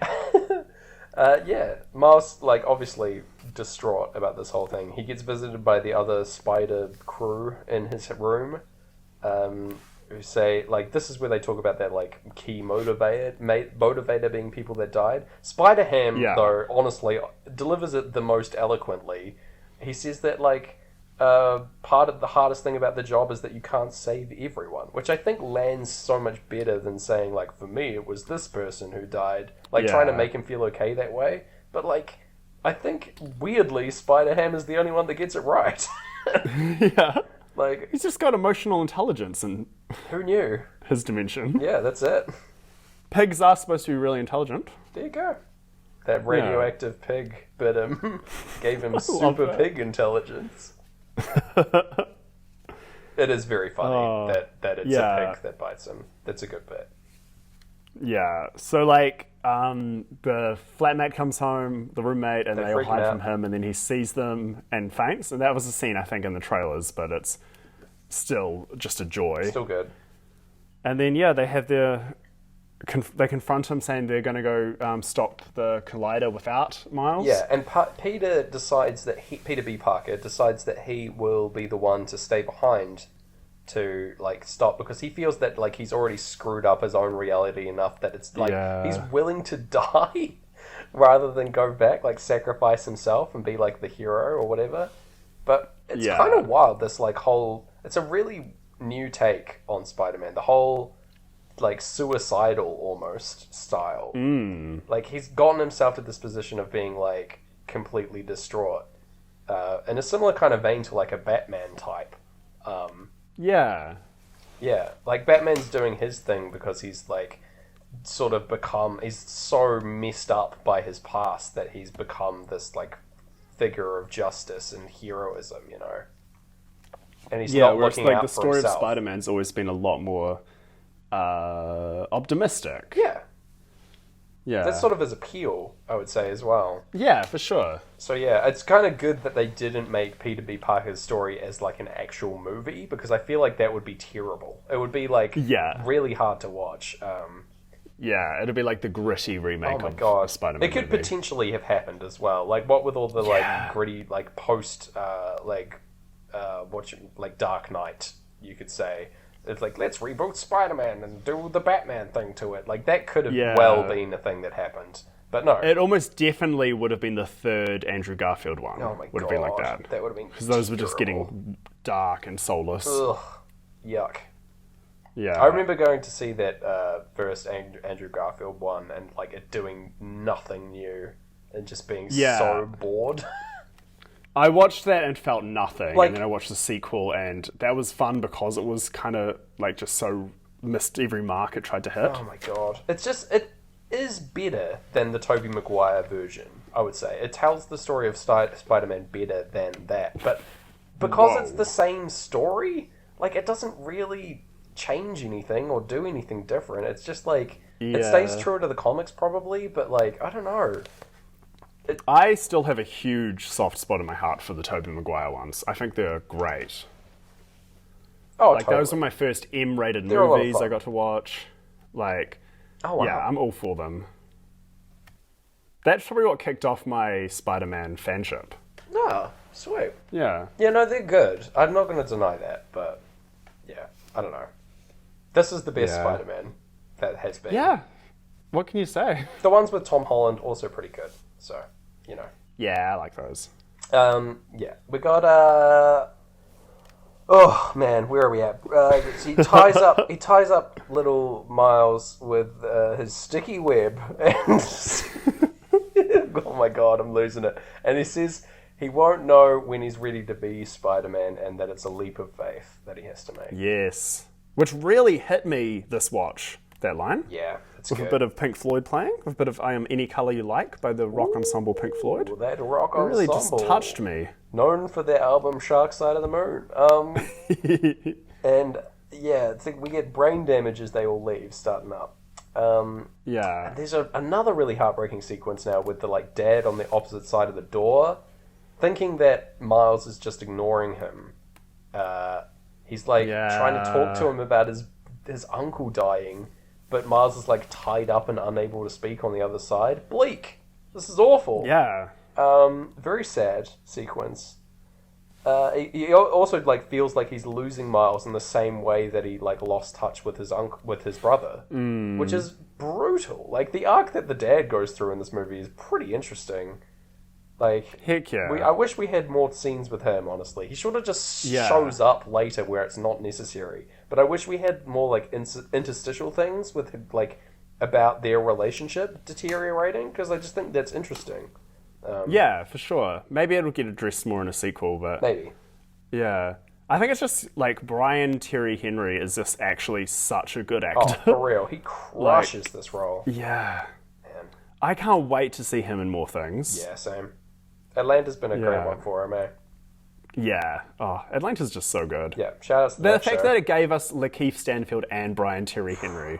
Yeah, just having so much room to breathe in that show as well. Yeah. Fucking genius choice of making Donald Glover making himself the straight man as well, to like all the insane shit that happens. Oh god, what a great show. Yeah. Check that one out, listeners. Unrelated to Spider-Man almost completely. Anyway, this... Well, not unrelated, because Donald Glover campaigning to be in the 2012 Andrew Garfield Spider-Man is what led to them creating Miles Morales. Oh, really?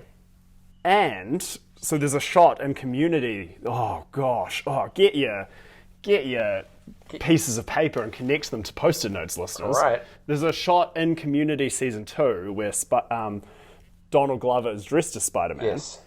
And that was to reference that campaign. Yes. But in old mate Prowler's apartment, you see the TV pause, and it's that shot on the TV. Unreal. What, like full circle. We got there. Yeah.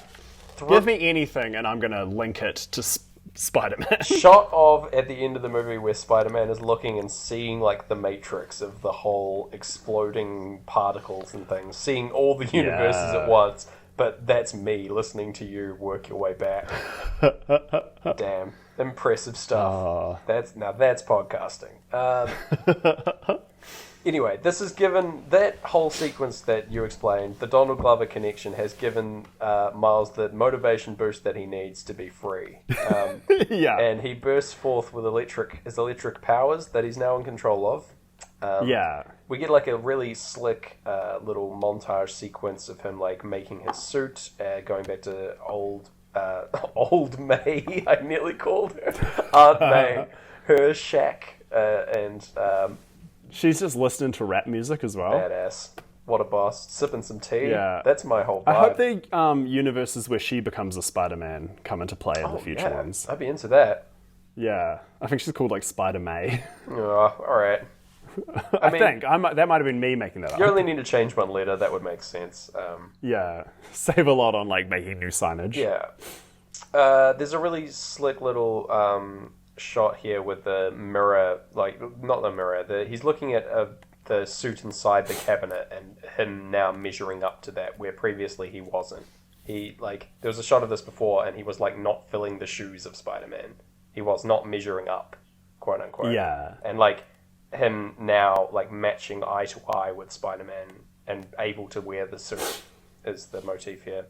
The eclipse starts up, and we see him being Spider-Man for real for the first time, basically. Yes, and it works so well to Pink Floyd's Eclipse. Oh my god, it does. Him, suspended in the air. The shot from the trailer with him, upside down, suspended in the air, falling towards the city.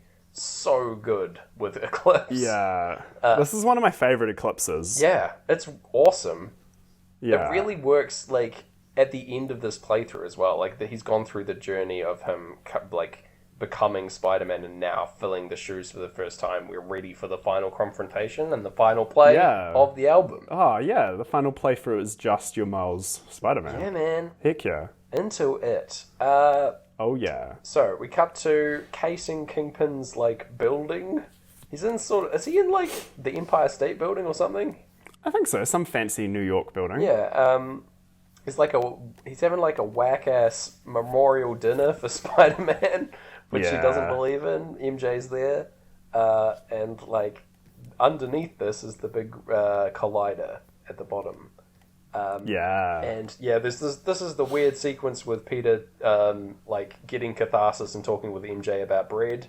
I hate this sequence, but, whatever. Maybe I guess I'm the minority. love and I love bread, so I'll put them together. It's very frustrating for me because he doesn't use, he uses the bread as, a metaphor for the ways that he can, be better to her, and it's just so cheesy. I don't know. Cheesy-ass bread, Gareth. Yeah. Yeah, alright. You got me there. We'll move on. It's fine. It's good, he's figuring out...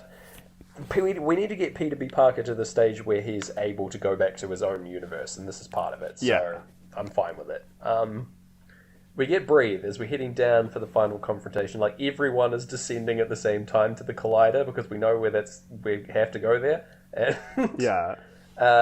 they turn it on as soon as the Spider crew arrives, dead on. And they're all fighting, battling all the villains and stuff in there. Green Goblin probably dead in the background. Poor guy. Or just injured and they've buried it over him and he's just hey. Oh, I'm trapped down here. Guys. Miles shows up using his invisibility power and he's fighting. He matches everyone. He joins in. He's figured it out. Yes, we get... There's a small room that gets raised into the path of the beam that gets, for Kingpin's family to arrive in, presumably.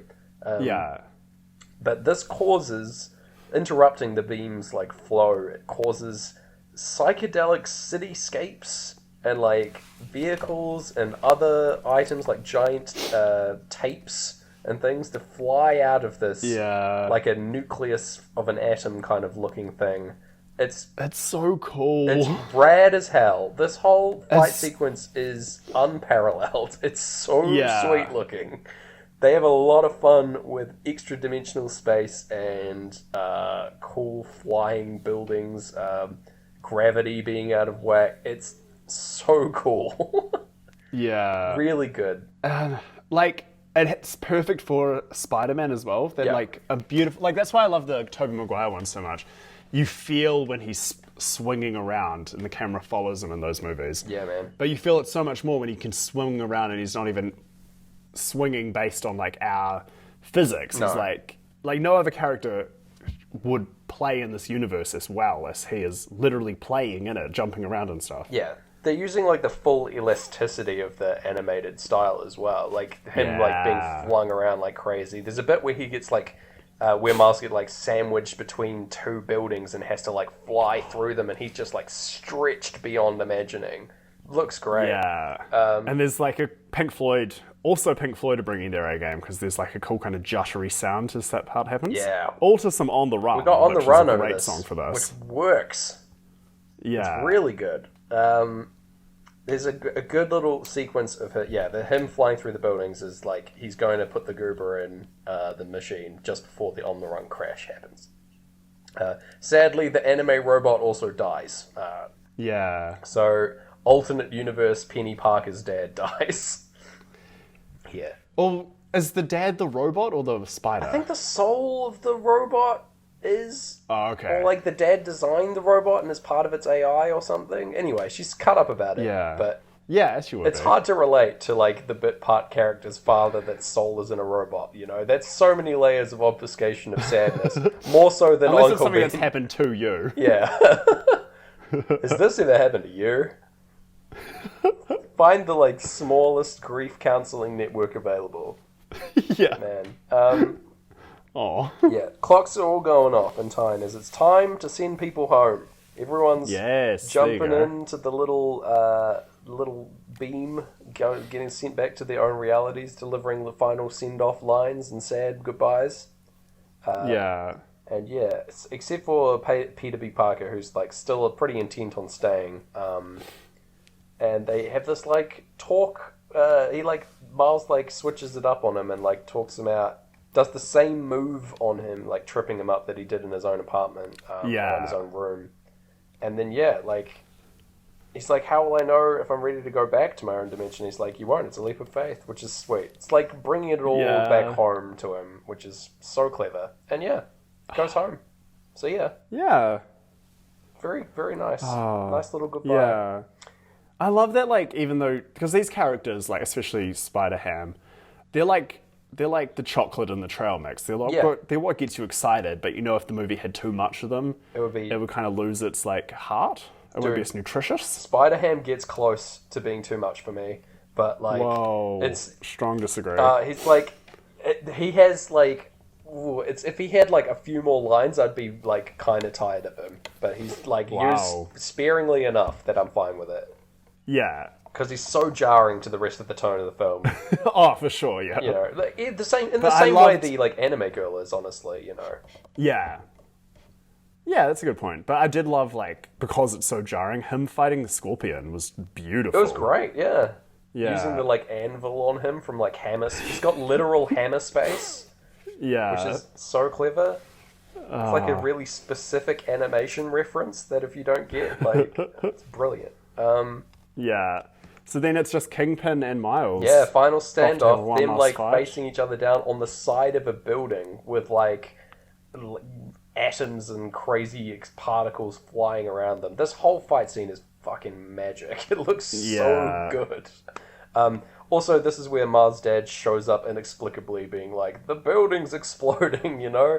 Yeah. But he's just here, I guess to like further the stakes, but he didn't need to be here. But whatever. No, it's cool he got to see it all, and he's like wishing Spider-Man will get up, showing he doesn't hate Spider-Man. Yeah, there's sort of a switch up, right, in his opinion. Yeah. There's a clear like character change for him where he sees Spider-Man get beaten down and he's like, get up, Spider-Man, you know? Like, and that's cool. That's cool to see. Yeah. So I guess it's fine. that he's here. Kingpin, yeah, he does the same move on that he used to kill Spider-Man OG. Yeah, with his like powerful fist bang. But then, speaking of using the same move, Miles goes with the, what is it called? Sorry, the shoulder touch. The shoulder touch. He goes, "Hey," gives him a hey, and then electrocutes him. I love that "hey" is written on screen while this happens as well. It's so good. Yeah, it's really good. Saves the bloody day. Saves the day. Like electrocutes the big panel, and that's enough to shut down this machine. Massive explosion occurs. It's amazing that no one dies. But yeah, manages to save the day. Calls his dad after this as well. Oh no, we briefly get the shot of Spider-Man seeing infinite realities that I really want to comment on. Oh yeah, which looked very good to some Pink Floyd as well. Really good into that. It's like full 2001 direct reference, I'm pretty sure. Yeah, and it's just some great Gig in the Sky, which is the perfect kind of song for that. Yeah. Also fun artistic choice with this. The alternate realities look like the spider webs for stringing out, which is a great choice. Yeah, we're getting the great gig keys playing over that, which I'm into as well. He gives a little. The vocal starts up. We see that everybody's okay. He talks with his dad on the phone, like still dressed as Spider-Man, being like, "I'm sorry, that everything's fine. I know about my uncle dying." And the dad like tries to reconnect really awkwardly, and then as Spider-Man, he goes down and like hugs his dad, which is a really sweet moment. I loved it. Yeah, I liked it a lot. Yeah. And then he's using this like fake deep voice to talk to him, being like, "I'm looking forward to working with you, officer." It's very funny. And then there's another like direct reference to Spider-Man lore when he's hung up Kingpin with spiderwebs, and there's got a little note on him that says, "From your friendly neighbourhood Spider-Man." Good stuff. Yeah. The classic line. And then we get one last let's do this one last time, where we get to kind of catch up on Spider-Man, how he's living his life, but it's only been 2 days. Yeah, and the same style as the origin stories that we've had. Very clever.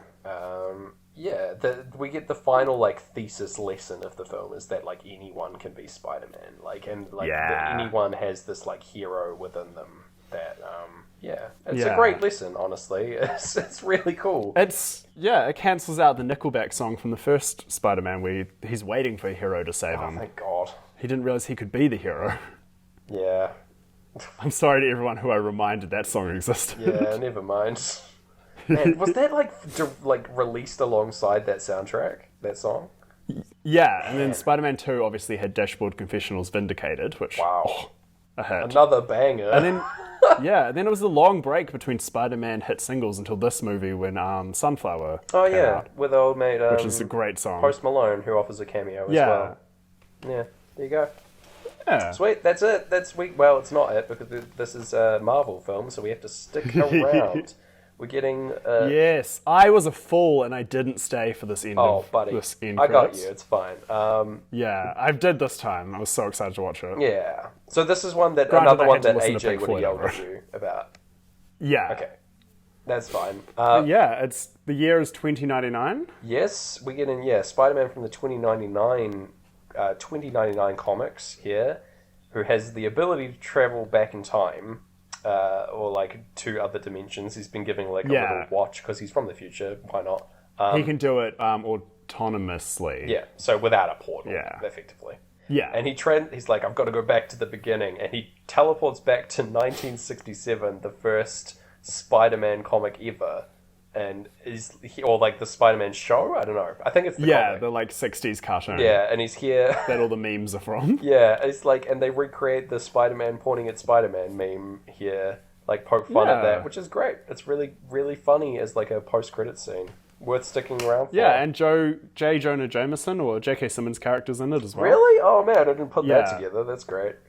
He's the guy with the mustache. And the best part is Oscar Isaac and Greta Lee, his AI, credited as Interesting Person 1 and Interesting Person 2. Yeah. That's great. Which, amazing. There's no real syncs with this other than the line is like the finishing line of the movie for us is good manners don't cost nothing, eh? So, Yeah. and that's like kind of tying in with them pointing each other and calling each other how rude they are, but like, I don't know. Is that a sync? Probably. I like it. It's a sync. Okay. And speaking of, what did we think? How did it sync? How did it sync? Good. I don't know. It was there were syncs in this one, so Yeah. that's a good sign. Good film. It felt like the most syncs in a while. Yeah, I would agree. We're not in the like 1-2 range, which it feels like we've been in for a little bit. Yeah. Yeah, I'm willing to go super generous with this just because I had such a good time. But now don't let your heart cloud your science. Yeah, it's tough, man. I'm an Yeah, emotional I could give being. this an 8 or 7.5. What? Yeah. Who's getting emotionally clouded now, Gareth? I don't know. What? Is that high to you? We've given like Mouse Hunt an 8. I feel like 8's too high now. Okay. I don't think we're quite I like there. 7.4, one less than Labyrinth. Sure. Okay. 7.4. Yeah. Lock it in. There we go. Spider-Man. Complete. 7-4. 7-4. 724. Oh my god. Okay. Well, it's my turn to choose next week, is it? I don't remember. Yeah. Is it? Yeah, it is. It is. Okay. Well, do you want to do a fun one? Or do you want to do a spooky one? Oh, gosh. Well, I feel like we had a lot of fun. And we're, of course, in the sad universe. Yeah. The real universe. So I think we have to... we've already had our fun this week, so let's go spooky. All right. Sweet. All right. Well, I have no preamble, but my spooky one that I have prepared is Mulholland Drive, Gareth. Oh, gosh. So we're doing that this week. Yes. Oh, I can't wait to just tell the story of the time we first saw that. Yep. That's kind of why I chose it. We got David Lynch's masterpiece, Mulholland Drive. Yeah. We're going to be the two people who finally figure that movie out, thanks to Pink Floyd. I've also just seen that this movie is 2 hours, 27 minutes long. So, holy moly. All right. We can do it. We can. We did Avatar, so I think anything's within our range now. Yeah. James, there's just one last piece of business we have to cover. Okay. I've just turned on the video in our chat. Oh. This entire time doing this audio podcast, I've been wearing my Spider-Man outfit. You have? Oh my god. Now that's a twist I never saw coming. That's amazing. Take a wee screen grab of that. I'm trying. I can't remember how to do it. Oh my god. I've grabbed you. Oh, that's amazing. You're just looking very sternly at me now. Yeah. All right. Oh. That's the best. I'll leave it on just to say goodbye to you. All right. I can't turn my webcam on because, of course, it's broken. Oh, yes. That sounds like that's syncs with your computer. Oh, well. Yeah. Until then, everybody, I've been Gareth Blacklaw. I've been just the voice of James Barron. And we'll see you on the dark side of the moon. Spider-Man, Spider-Man, Spider-Man, I don't know the song. Goodbye.